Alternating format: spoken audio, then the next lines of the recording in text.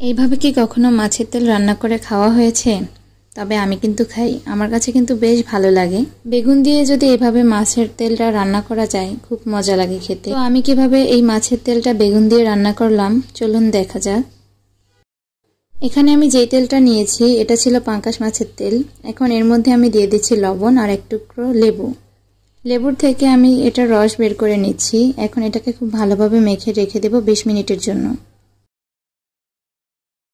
20 minute পর এটাকে খুব ভালোভাবে ধুয়ে নিয়েছি, সাথে আবার গরম পানি দিয়েও একটু ধুয়ে দিয়েছি যাতে করে এর গন্ধটা একদম চলে যায়।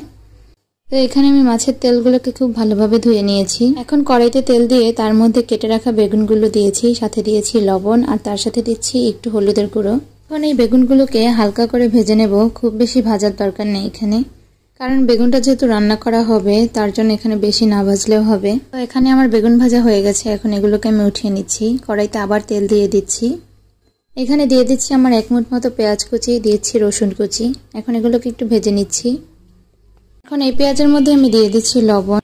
এখন দিয়ে দিচ্ছি আদা রসুন বাটা, জিরা বাটা, কাঁচামরিচ, দিয়ে দিচ্ছি একটুখানি হলুদ গুঁড়ো, মরিচ গুঁড়ো, তার সাথে দিয়ে দিলাম একটু ধনিয়া গুঁড়ো।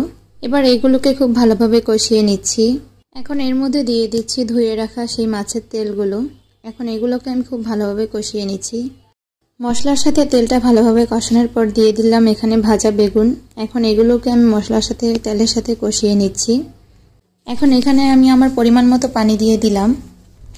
এগুলো এখন আস্তে আস্তে হবে। এরপর পানি যখন শুকিয়ে আসবে তখন এখানে আমি দিয়ে দিলাম জিরা গুঁড়ো আর দিলাম ধনিয়া পাতা কুচি। এখানে কিন্তু আমার রান্না পুরোপুরি শেষ। তো এই ছিল মাছের তেল বেগুনের রান্না। রান্নাটা কেমন হয়েছে অবশ্যই জানাবেন। ভালো থাকবেন, সুস্থ থাকবেন। আল্লাহ হাফেজ।